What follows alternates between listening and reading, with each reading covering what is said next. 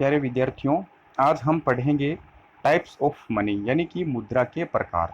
पहले देख लेते हैं कि मुद्रा के कौन से प्रकार हैं। तो सबसे पहले आता है वास्तविक मुद्रा और हिसाब की मुद्रा। फिर आता है विधिग्राह्य मुद्रा और ऐच्छिक मुद्रा, धातु मुद्रा और पत्र मुद्रा, सुलभ मुद्रा और दुर्लभ मुद्रा, सस्ती मुद्रा और महंगी मुद्रा। अब हम इन सब के बारे में संक्षिप्त रूप से जानेंगे कि ये होती क्या है। सबसे पहले हम देखते हैं कि वास्तविक मुद्रा क्या है। वास्तविक मुद्रा के बारे में हम पढ़ेंगे कि किसी देश में सरकार द्वारा प्रचलित मुद्रा ही वास्तविक मुद्रा कहलाती है। एक समय पर सरकार द्वारा जो मुद्रा प्रचलित होती है उसी मुद्रा को वास्तविक मुद्रा कहा जाता है। जैसे भारत में वर्तमान में जो प्रचलित मुद्रा है वह रुपया है, तो भारत की वास्तविक मुद्रा रुपया है। अर्थात वास्तविक मुद्रा वह होती है जो किसी देश में वास्तव में प्रचलित होती है। सिक्के तथा नोट वास्तविक मुद्रा होते हैं। वास्तविक मुद्रा तथा चलन में अंतर नहीं है। वास्तविक मुद्रा और चलन यानी कि करेंसी दोनों एक ही हैं। भारत में 5 पैसे से लेकर 2000 रुपए तक के नोट सब वास्तविक मुद्रा के अंतर्गत आते हैं। प्रोफेसर किन्स ने वास्तविक मुद्रा को 2 भागों में बांटा है। पहली है पदार्थ मुद्रा और दूसरी है प्रतिनिधि मुद्रा। पदार्थ मुद्रा क्या है? पदार्थ मुद्रा सदैव किसी न किसी धातु की बनी होती है और उसका अंकित मूल्य उसकी धातु की मुद्रा की कीमत के बराबर होता है, इसलिए इसका संचय कर लिया जाता है।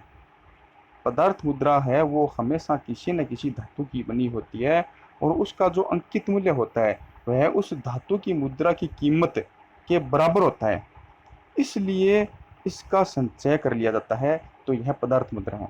अब आती है प्रतिनिधि मुद्रा। प्रतिनिधि मुद्रा चलन में होती है किंतु आवश्यक रूप से धातु की नहीं होती है। प्रतिनिधि मुद्रा प्रचलन करते समय उसके पीछे 7% स्वर्ण कोष रखा जाता है जिसका वह प्रतिनिधित्व करती है, इसलिए प्रतिनिधि मुद्रा में क्रय शक्ति का संचय नहीं किया जा सकता है। प्रतिनिधि मुद्रा का मतलब ये हो गया कि प्रतिनिधि मुद्रा वह होती है जिसको प्रचालित करने के लिए उसके मूल्य का 100% स्वर्ण कोष के रूप में रखा जाता है, इसलिए वह प्रतिनिधि मुद्रा होती है जो उस कोष का प्रतिनिधित्व करती है, लेकिन इसका संचय नहीं किया जा सकता है। अब आती है हिसाब की मुद्रा।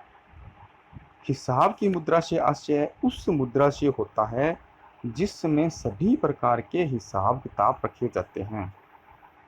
इस मुद्रा में ऋणों की मात्रा, कीमतों एवं क्रय शक्ति को व्यक्त किया जाता है। यह आवश्यक नहीं है कि देश की वास्तविक मुद्रा ही हिसाब किताब की मुद्रा हो। संकट काल में ये दोनों अलग अलग भी हो सकती हैं। जैसे प्रथम विश्व युद्ध के पश्चात सन 1923 में जर्मनी में वास्तविक मुद्रा तो मार्क थी, किंतु हिसाब किताब की मुद्रा अमेरिकन डॉलर या फ्रैंक थी। इसका कारण यह था कि जर्मन मार्क की तुलना में इन मुद्राओं के मूल्य अधिक स्थिर थे। प्राय प्रत्येक देश की वास्तविक मुद्रा तथा हिसाब की मुद्रा एक ही होती है। जैसे भारत में रुपया और अमेरिका में डॉलर वास्तविक मुद्रा भी है और हिसाब किताब की मुद्रा भी है। अब आते हैं हम विधिग्राह्य मुद्रा और ऐच्छिक मुद्रा में। विधिग्राह्य मुद्रा क्या होती है? यह वह मुद्रा है जो भुगतान के साधन के रूप में जनता द्वारा स्वीकार की जाती है। कोई भी व्यक्ति भुगतान के रूप में इसे स्वीकार करने से इनकार या मना नहीं कर सकता है, और यदि कोई भी ऐसा करता है तो सरकार उसको दंडित कर सकती है, इसलिए इसे विधिग्राह्य मुद्रा कहते हैं। विधिग्राह्य मुद्रा को भी 2 श्रेणी में विभाजित किया जा सकता है। एक तो होता है सीमित विधिग्राह्य मुद्रा और एक होता है असीमित विधिग्राह्य मुद्रा। सीमित विधिग्राह्य मुद्रा क्या होती है? सीमित विधिग्राह्य मुद्रा वह मुद्रा है जिसको केवल और एक निश्चित सीमा तक ही स्वीकार करने के लिए किसी व्यक्ति को बाध्य किया जा सकता है। इस निश्चित सीमा से अधिक मुद्रा लेने से व्यक्ति इनकार कर दे तो न्यायालय की शरण लेकर उसको बाध्य नहीं किया जा सकता है। भारत में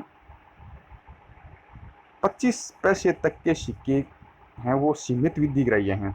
उनको एक सीमा तक ही भुगतान के रूप में स्वीकार कर सकता है, उसको हम अधिक मात्रा में लेने के लिए बाध्य नहीं कर सकते। फिर आता है असीमित विधिग्राह्य मुद्रा। असीमित विधिग्राह्य मुद्रा वह है जिसे कोई भी व्यक्ति किसी भी सीमा तक एक बार में भुगतान के रूप में स्वीकार करने के लिए बाध्य है। यदि कोई व्यक्ति असीमित मात्रा में इसे स्वीकार करने से इनकार कर दे तो उसके विरुद्ध कानूनी कार्यवाही की जा सकती है तथा उसको दंडित भी किया जा सकता है। जैसे भारत में 50 पैसे से लेकर 2000 रुपये तक के नोट असीमित विधिग्राह्य मुद्रा हैं, अर्थात उनको कितनी भी मात्रा में स्वीकार करने के लिए कानूनन रूप से बाध्य किया जा सकता है। अब आती है ऐच्छिक मुद्रा।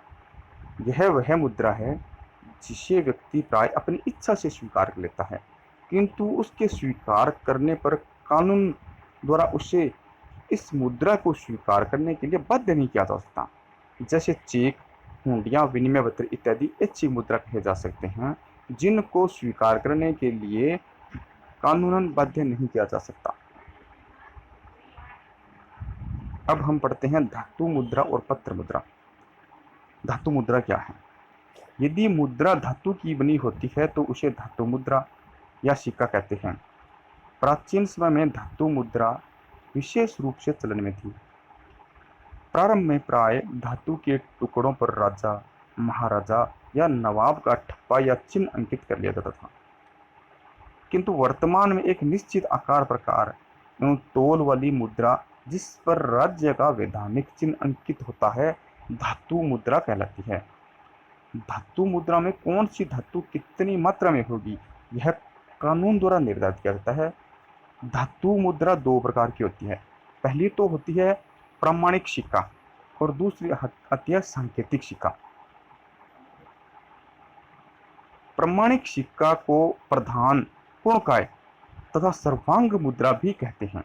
याद रखिए, जो प्रामाणिक सिक्का है उसको प्रधान, पूर्णकाय तथा सर्वांग मुद्रा भी कहते हैं। ये सिक्के प्राय चांदी या सोने के बनाए जाते हैं। जो प्रामाणिक सिक्का है वो सिक्के प्राय चांदी या सोने के बनाए जाते हैं, जो कानून द्वारा निश्चित वजन और शुद्धता के होते हैं। अब आती है सांकेतिक सिक्का।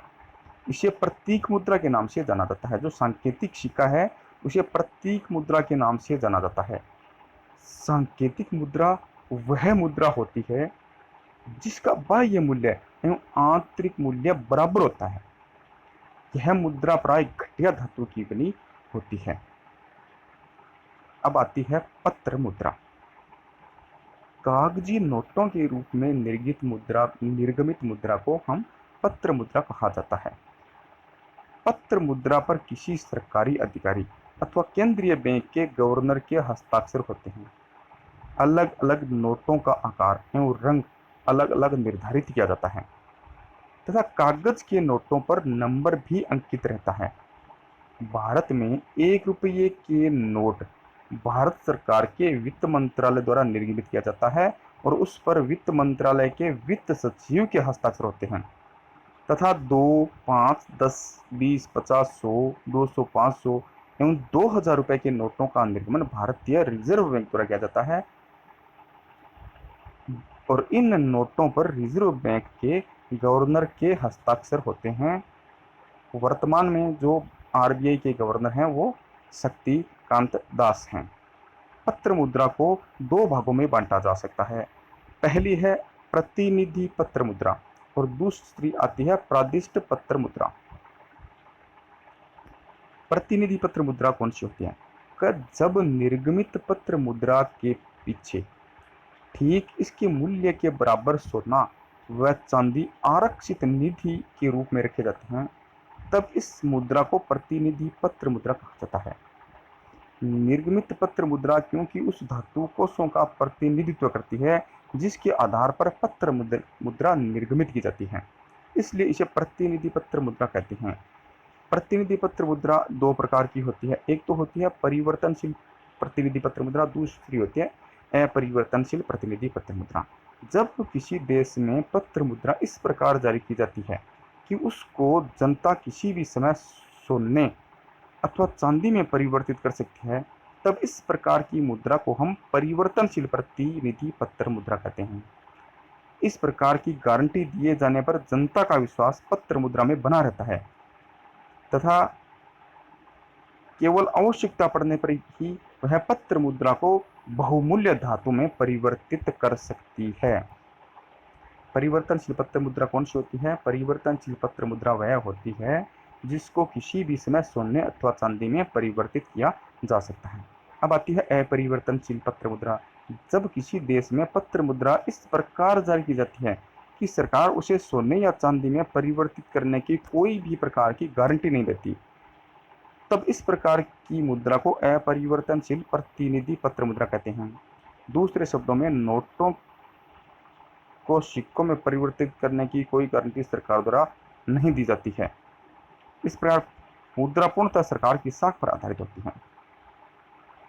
अब निष्कर्ष रूप में यह कहा जा सकता है कि प्रतिनिधि पत्र मुद्रा में जनता का विश्वास होता है, लेकिन यह प्रणाली बेलोचदार एवं खर्चीली होती है, क्योंकि बहुमूल्य धातुकोष के अभाव में सरकार नोटों का निर्गमन नहीं कर सकती तथा देश में मुद्रा की अपर्याप्तता के कारण आर्थिक विकास की योजनाएं हैं वो क्रियान्वित नहीं हो पाती। इसके अलावा स्वर्ण या रजत का एक विशाल भंडार व्यर्थ में रखना पड़ता है। अब हम चलते हैं दूसरी मुद्रा जो है प्रादिष्ट पत्र मुद्रा। यह भी पत्र मुद्रा का ही एक रूप है। प्रादिष्ट मुद्रा प्राय संकटकालीन स्थिति में निर्मित की जाती है। यह याद रखने वाली बात है कि प्रादिष्ट पत्र मुद्रा, या कई बार क्वेश्चन आ जाता है कि निम्नलिखित में से संकटकालीन मुद्रा किसे कहा जा सकता है, तो आप याद रखिए प्रादिष्ट पत्र मुद्रा को ही संकटकालीन मुद्रा कहते हैं। यह प्रादिष्ट मुद्रा प्राय संकटकालीन स्थिति में निर्मित की जाती है, इसलिए इसे कभी कभी संकटकालीन मुद्रा भी कहा जाता है। जैसे प्रथम महायुद्ध के प्रारंभ में इसे अस्थायी आधार पर जारी किया जाता था, किंतु अब यह स्थायी रूप धारण कर चुकी है। प्रादिष्ट मुद्रा का एक उदाहरण अमेरिका में गृह युद्ध के दौरान ग्रीनवेक्स नामक मुद्रा का जारी करना है। इसी प्रकार प्रथम विश्व युद्ध के पश्चात जर्मनी में भी कागजी मार्क मुद्रा जारी की गई थी, जो एक प्रकार की प्रादिष्ट मुद्रा ही थी।